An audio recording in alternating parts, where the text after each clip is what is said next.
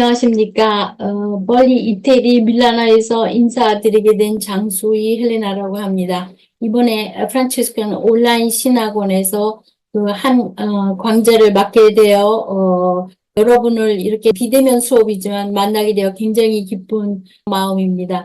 대면이었으면 참 좋았을 텐데, 비대면이지만은 이런 식으로라도 여러분들을 만날 수 있게 된 게 저한테는 굉장히 큰 영광이고 기쁨입니다. 이 수업을 제가 제의를 하고 선택을 한 것은 좀 특별한 이유들이 있습니다. 물론, 여러 가지 그 좋은 신학 강좌나 영성 강좌들이 많이 있긴 하지만은 문화 역사적인 측면에서 우리가 신앙의 전승을 돌아보는 그런 강좌는 별로 그렇게 흔하지 않았던 것 같습니다. 또 한 가지는 제가 여기서 종교교사로 20년을 넘게 일을 하고 또 카톨릭의 그 99%인 그 이태리에서 그들의 그 신앙생활과 생활 체험들이 그 문화 역사 쪽에서 얼마나 녹아있는가를 제가 절실히 느꼈습니다. 또한 이러한 것들이 문화의 옷이 이 신앙을 체험하고 그들이 삶을 이어가고 또 신앙을 녹아내는데 얼마나 중요한 역할인지 그것도 제가 체험을 했습니다. 그래서 이러한 부분들을 여러분들한테 전달하고 함께 나누고 강조하려고 합니다. 제가 선택한 그 강좌의 이름은 초기 그리스도인들, 로마의 초기 그리스도인 강좌입니다. 그래서 우리가 물론 많이 들으셨을 수 있을 거예요. 로마에 대한 얘기 또 요즘은 또 많은 그 관광의 문이 열려 있어서 거의 모든 본당에서도 많은 분들이 다녀가셨지만은 과연 우리가 얼마나 이태리를 방문하면서 그 이태리 안에 녹아있는 그리스도교의 전통과 역사와 문화를 알고 있는가 하는 문제를 조금 생각해 볼 필요가 있다고 생각을 합니다. 단순히 그 어떤 그 특별한 장소, 성당이나 바실리카를 방문하고 카타콤바를 방문을 해서 그들의 신앙, 그들의 선배였던 그리스도인들의 삶의 역사를 볼 수 있는 것은 아닙니다. 그래서 그런 것들을 전반적으로 봐야만 그 안에서 신앙의 전달과 신앙의 전달인 것은, 삶의 체험의 역사거든요. 그러니까 이런 것들이 보이게 됩니다. 이것을 저는 학교에서 그 교육으로 이태리에서는 그 이제 과목으로서 가리키기 때문에 단순히 어떤 그리스도에 대한 카톨릭에 대한 어떤 교리교육이나 개종을 위한 그런 교육이 절대 아닙니다. 그래서 문화 역사적인 교육이기 때문에, 굉장히 우리나라에서 생각하는 종교교육과는 다른 그러한 교육이 되고 있습니다. 그래서 오늘 제가 선택한 책을 말씀을 드리고 또한 저의 체험도 좀 나누고 싶고 그다음에 중간중간에 제가 관심 있는 부분들 이 강좌와 관련된 부분들을 제가 비디오로 영상을 찍었기 때문에 그런 것도 삽입해서 올려놓고 그렇게 해보도록 하겠습니다. 그래서 일단은 여러분들을 이런 식으로 뵙게 돼서 저한테는 굉장히 영광스럽고 기쁜 일이 아닐 수 없습니다. 지금 여기서 보시다시피 저희들이 이번 강좌에서 사용할 교재인데, 교재는 한국말로 되어 있지, 또 원저가 불어인데 이거를 이태리 말로 된 것을 제가 한국말로 번역을 해서 교재로 쓰려고 합니다. 물론 번역을 했지만은 이것을 출판을 하지 않았기 때문에, 제가 이 강의에서 쓰고, 그 다음에 강좌마다 필요한 내용은 몇 페이지씩 제가 여기 올려놓도록 할 테니까 그것을 참고하시면 됩니다. 또 혹시 참고 문헌이나 아니면은 교재로서 설명할 책들이 필요한데, 제가 그 한국에 현재 한국말로 되어 있는 여러 책들을 다 검토하지는 못했습니다. 그런데 제가 알기로는 개신교에서 나온 책들이 이미, 최초의 그리스도인에 대한 책들이 몇 권 나와 있는 걸로 알고 있고, 번역서지만 그런 것들을 참고하시면 되겠고, 신약성서에서 다뤘던 그리스도의 모습인가, 아니면 교회사나 교부학에서 쓸 수 있는 그러한, 책들도 참고를 하시면 될 것 같습니다. 물론, 여기에 관해서, 깊게 저희들이 어떤 그 학자들의 논쟁에 대해서 저희가 학술적으로 의미하는 그런 내용이라기보다는 굉장히 그리스도의 문화가 얼마나 신앙을 전승하는 데 중요한 역할을 했다라는 것을 제가, 그냥, 계약적으로 여러 면에서 제가 한번 살펴보도록 하겠습니다. 그래서 교재 문제는 그렇고 대충 강의에 들어가기 전에 초기 그리스도의 모습을 문화 역사적인 맥락에서 왜 우리가 봐야 하는가 하는 것을 말씀을 드리도록 하겠습니다. 그러니까 제가 한 10가지 정도로 정리를 해 봤는데, 그 그리스도의 교회의 모습인, 즉, 종교로서, 혹은 신앙 공동체로서 그 문화의 옷을 입었기 때문에 또 역사 속에서 살아왔기 때문에 그런 모든 흔적을 다 봐야만 우리가 정확하게 신앙이 어떻게 정승이 되는 것을 알 수 있습니다. 그래서 초기에 그들은 상징과 의식 이런 것들을 그리스도의 의미를 상징을 통해서 많이 나타냈죠. 이런 것들은 우리가 카타콤바에서도 이미 많이 보고 있고 또한 그 당시에 그 언어가 없었던 당시에 그리스도인들이 그들의 그 소통을 하기 위한 도구로서는 상징이 굉장히 중요했죠. 그래서 이 상징을 통해서 신앙을 표현했습니다. 그래서 그리스도교가 또한 그 상징들이 다른 이교도들 문화에서 온 것들이 굉장히 많습니다. 우리의 그리스도인들의 상징이라 하지만 사실은 그런 것들이 이교적인 문화인 것도 많기 때문에 우리가 그런 것을 좀 볼 필요 있습니다. 저의 유튜브 비디오에서 이런 것들을 제가 설명을 더 세부적으로 했기 때문에 그런 거를 참조하시면 되겠고, 그러니까 그 안에서 이제 시간이 흐르면서 교리로 발전이 됐던 거죠. 그러니까 그 교리라는 것도 사실은 문화적인, 철학적인, 역사적인 배경이 있었기 때문에 그런 것들이 발전돼 있었고, 그 다음에 이교도들의 어떠한 상호작용 속에서 그리스도의 독특한 교리들이 발전하게 되었음을 이제 설명을 드리려고 합니다.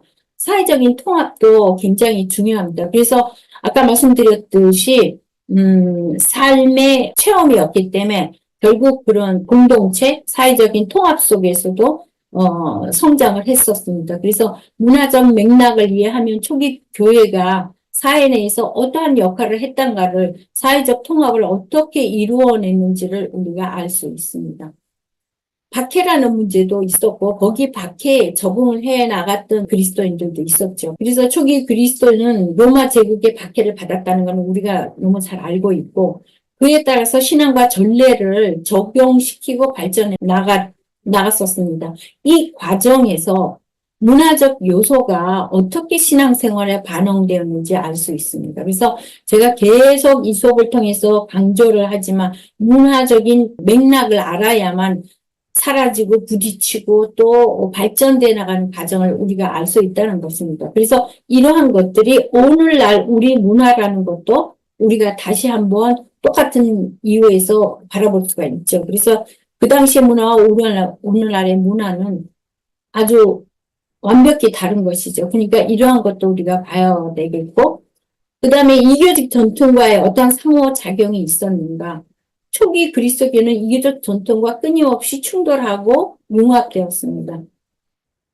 문화적 맥락을 살펴보면 그리스도교가 이교적 요소를 또 변형하거나 통합해서 새로운 신앙 체계를 추구했는지도 우리가 이해가 될 수 있습니다. 그래서 굉장히 다양한 방면으로 우리가 봐야 됩니다. 전례의 발전 역시 초기 그리스도 전례는 당시 문화적 관습과 깊이 연관되어 있었으며 이를 통해 예배 형태나 세례, 성찬 등의 예식이 어떻게 형성되고 변화했는지 알 수가 있습니다. 그러니까 전례의 발전 역시 문화적인 맥락에서 우리가 다시 봐야 한다는 얘기죠. 전파 방식도 우리가 이해를 할 수가 있습니다. 그러니까 문화적인 맥락 안에서 어떻게 해서 다양하게 지역 문화와 맞춰서 조정되어 가는가들을 알 수가 있습니다. 언어와 소통 문제도 당시의 언어적 상황을 이해하면 그리스도의 메시지가 어떻게 전달되었고 언어의 차이가 복음 전파에 어떤 영향을 미쳤는지도 알 수가 있습니다. 이러한 문제는 오늘의 복음화 문제와도 깊이 관련이 되어 있습니다. 그래서 언어적 상황을 또 우리가 봐야 되겠고 그리스도 메시지가 언어와 어떻게 융합되어 있는지 상징인지 이런 것들도 볼 수 있습니다. 철학적 배경 역시 당연히 중요합니다. 당시 헬레니즘 문화의 철학과 밀접한 관계를 가졌고 초기 그리스도인들의 그 로마 제국 이전의 헬레니즘 문화와 또한 그러한 것들이 초기에 어떻게 받아들여지고 또한 그런 것들이 표현이 되었는가 이런 것을 볼 수가 있고 사회적 변화 역시 우리가 이제 사회적 변화를 이끌어내는지 그리고 그 과정 안에서 충돌과 융합이라는 것들이 어떤 영향을 미치는지 이해할 수 있습니다. 그래서 이러한 문화적 맥락을 이해한다는 것은 그리스도교가 단순히 종교적인 어떤 그런 형태로서 발전을 한 게 아니고 시작을 한 것이 아니고 신앙 공동체, 신앙의 형태로 발전을 시작을 했습니다. 그래서 그리스도교가 우리로서는 그냥 종교라고 얘기하지만 사실 종교로서 출발한 것은 아니고 신앙 공동체로 출발했습니다. 그렇기 때문에 이러한 문화적인 역사적인 배경의 모든 요소를 다 봐야 하는 복잡한 그런 과정이라고 할 수 있겠습니다.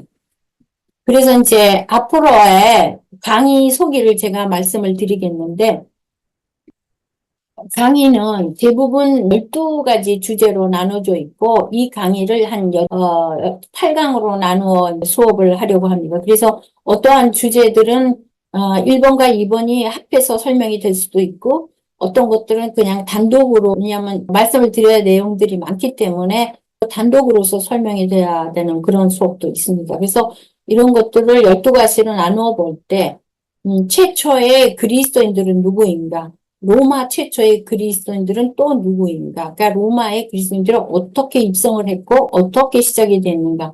또 일상은 어떻게 되어 있는가? 이러한 것들을 보게 됐습니다. 그래서 제가 1번, 2번, 3번을 대충 말씀을 드리면 초기에 그리스도인들은 로마 제국 시대의 사회 제도가 노예와 주인의 관계가 굉장히 분명히 있었죠. 그래서 그 계종의 문제들이 주인이 노예를 해방을 시키면서 개종으로도 이끌었는지 그것도 참 궁금합니다, 사실은. 그래서 그들은 또 어떻게 살았는지 공동체에서 그 당시에는 그 그리스도인들이라는 것은 사실 드러내놓고 살 수가 없는 그런 거죠. 유대교인들도 있었고 로마의 종교도 다양했었고 그렇기 때문에 굉장히 복잡한 그러한 상황에서 초기 그리스도인들은 그들의 이제 생활 역시 그 유대인 달력을 썼어야 되고 행사도 그렇게 했어야 하고 정치적인 참여도 그렇게 했고 포럼에도 갔고 오락도 그들의 달력에 맞춰서 이제 했는데 그리스도인들을 이렇게 보면은 그리스도인들의 정체성이 다시 드러나기 시작을 하죠. 처음에는 융합이 돼 있었고 되도록이면 유대인들과 헬스를 하지만은 여러 가지 로마인들과의 부딪히는 충돌도 많았어요. 그렇기 때문에 그들의 그 일상을 자세히 들여다보면은 굉장히 그 받아들이기 힘든 부분들에 대해서 그리스도인들이 이제 거부를 하게 되면서 이제 말하자면 박해의 시작이 되는 것이죠. 그래서 박해라는 것이 어느 날 어떤 황제가 자기의 정치적인 이념이 맞지 않아서 이렇게 된 것이 아니라 사실은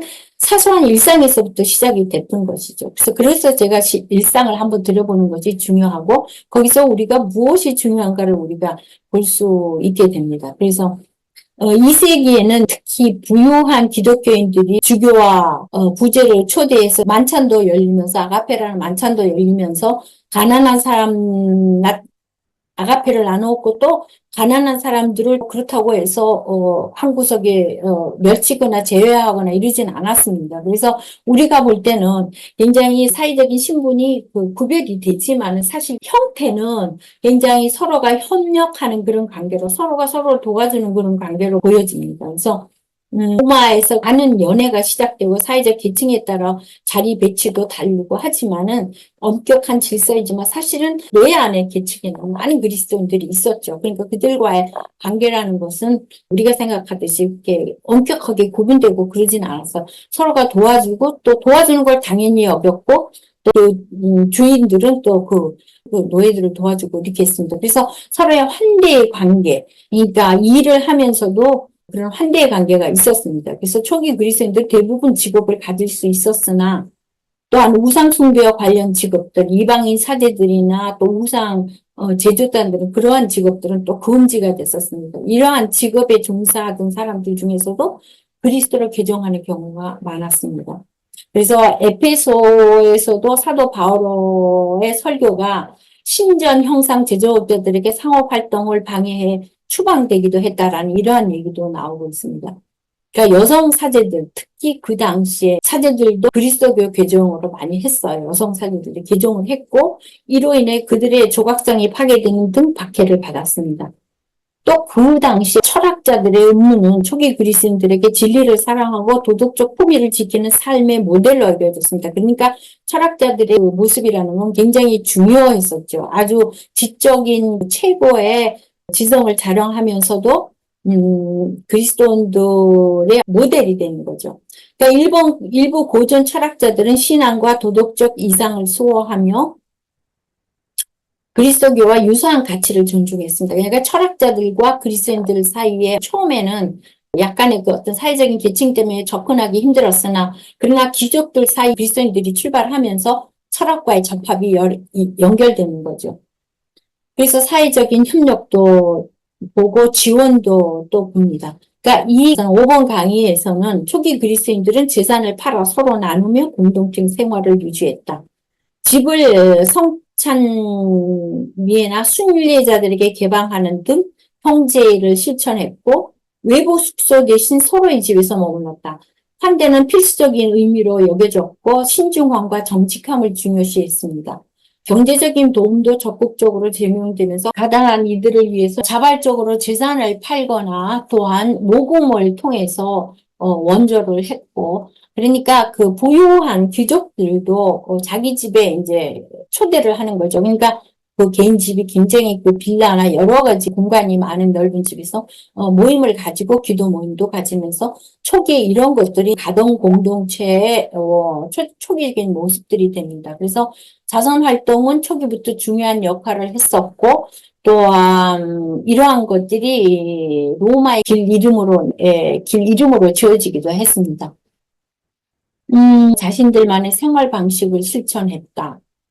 그들은 재산을 나누고 자선을 행하며 형제를 강조했다. 로마 사회에서 유대인들은 자신들만의 문화에 고립된 반면 그리스도인들은 다른 시민들과 공존하면서 도시 생활을 적응했다. 그리스도인들은 공공장소, 그러니까 오락과 극장, 관람을 금기시했는데 이유는 이제 우상 숭배와 관련된 의례적 행위 때문이었습니다.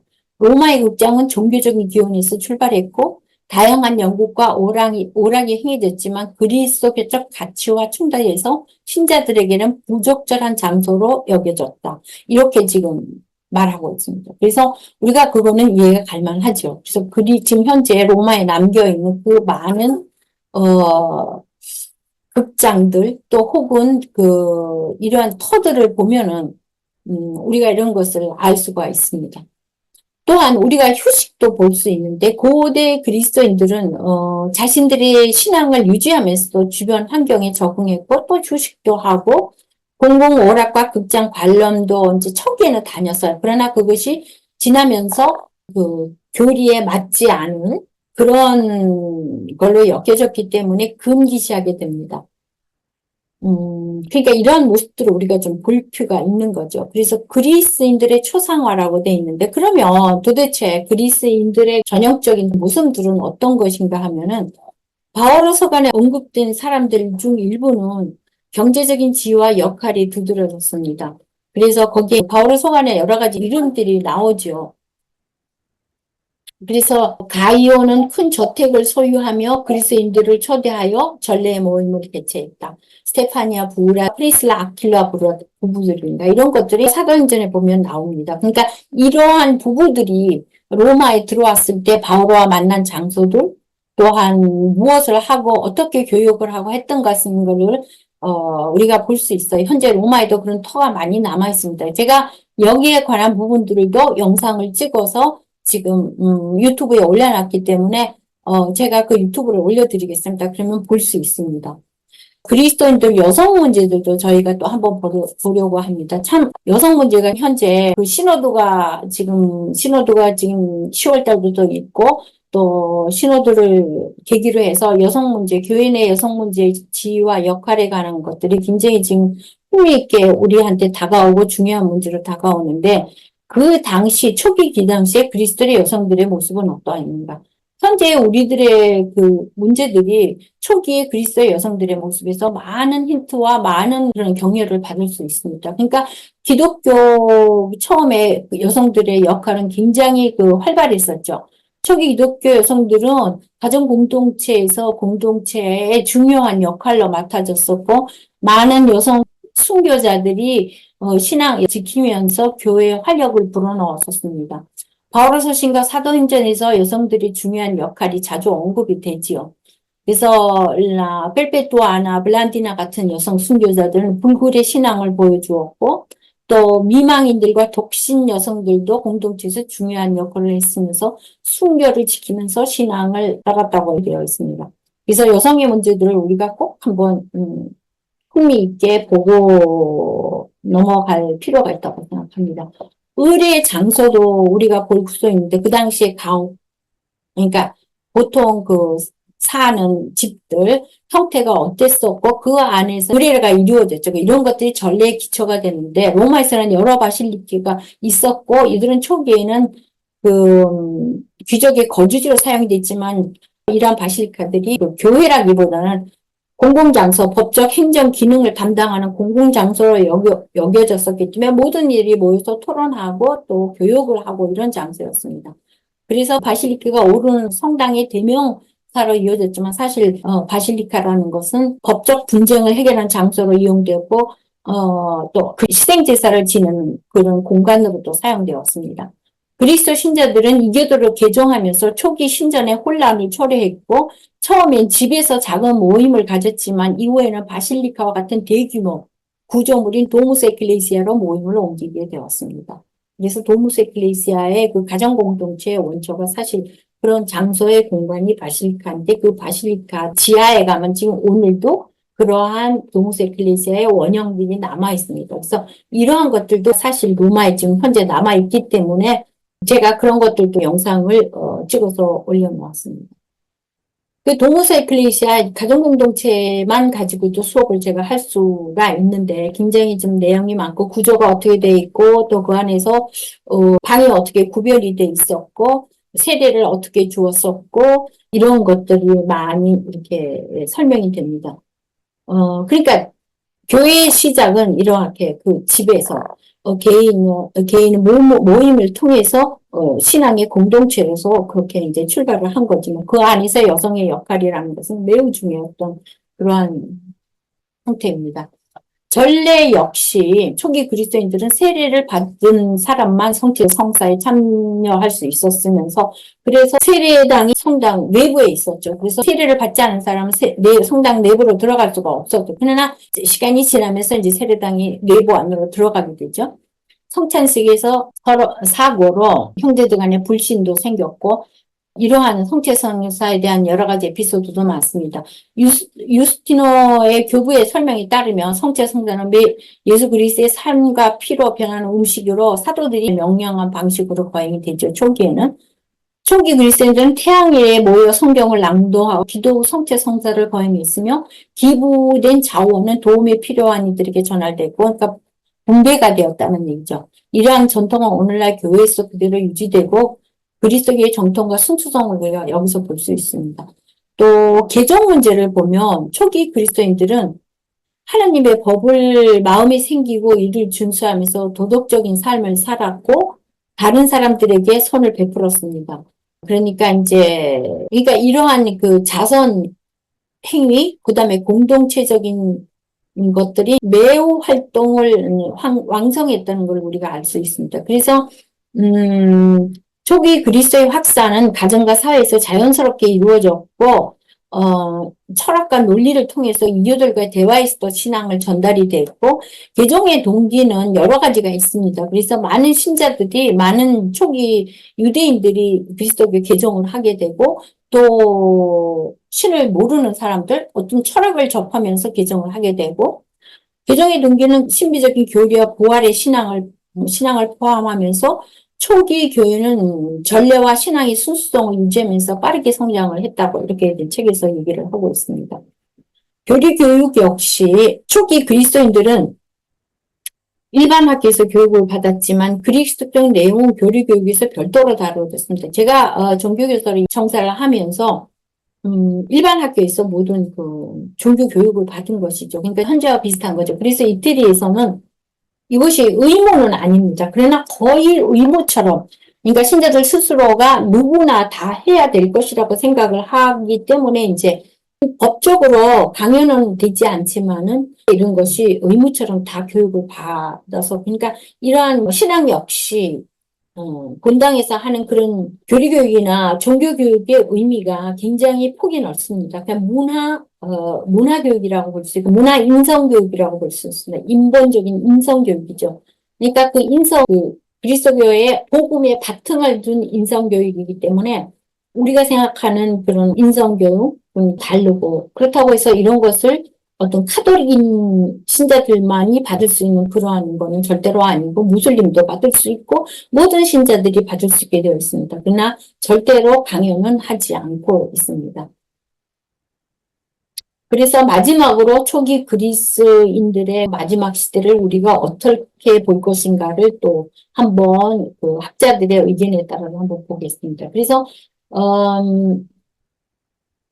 지금 우리가 쭉 강의별 주제와 요약을 봤는데, 그래서 첫 번째 수업으로서 그러면 최초의 그리스도인들은 누구인가 하는 부분을 말씀을 드리겠습니다. 아까 말씀을 드렸듯이 초기의 그리스도인들의 그 모습은 우리가 카타콤바나 교회에서나 거창한 순교사에서 우리가 볼 수 있는 게 아니라 문화 역사적인 측면에서 본다면 그리스도인들이 살았던 모든 공간에서 봐야 된다는 것이 이 책 저자의 주장이고 저 또한 여기에 동감을 합니다. 그래서 그분들이 살았던 공간이라는 것은 시장이나 장터나 그 다음에 그들이 토론했던 그들의 집 가옥이나, 그러니까 모든 일상생활에 퍼져 있다는 것이죠. 그러니까 이러한 것들을 봐야만 최초의 그리스도인들을 추적하는 것이 정확하다라고 이제 학자들은 말을 하고 있죠. 그렇기 때문에, 지금 학자들 사이에서의 그 초기 그리스도인들에 대한 그 정의가 다양한 고고학적, 또 역사학적, 문화, 이런 것들을 봐야 되기 때문에 그 폭넓은 부분에서 정의를 내려야 하기 때문에 굉장히 조금 어려움이 있습니다. 아직도 거기에 대해서 학자들만의 분분한 그러한 내용입니다. 근데 지금 보시다시피 이런 것은 로마 시대의 장이죠. 그러니까 포럼 장에서 누구나 노예나 귀족이나 모든 사람들이 모였던 장소이고, 또 그들이 카타콤보 같은 경우는 특별한 경우죠. 그러니까 이런 것들은 박해 시대에 숨어서 그들이 생활을 했었고, 순교를 했었고, 또 거기서 이제 생을 마감했기 때문에 이러한 것에서도 우리가 그들의 자치와 또 증언, 이런 것들을 볼 수가 있죠. 또한 이러한 로마에 남아있는 포럼 경기장이나 이러한 것에서도 우리가 볼 수가 있습니다. 잠시 그러면은 어떠한 그리스도인들을 지칭하기 위한 언어들을 썼었는가를 우리가 보겠습니다. 이 책에서는 안티오키아의 안티오키아의 선 이나시오가 그 언급했던 단어들이 있는데, 그러한 단어들을 보면은, 메타타이, 그래, 이 의미는 제자들, 즉, 그 예수나 파피아나 이레네오 같은 사람들이 사용했던 단어들이죠. 그러니까 이러한 단어들이 그리스도인들을 지칭했던 단어들이라고 이제 학자들은 얘기를 하고 있습니다.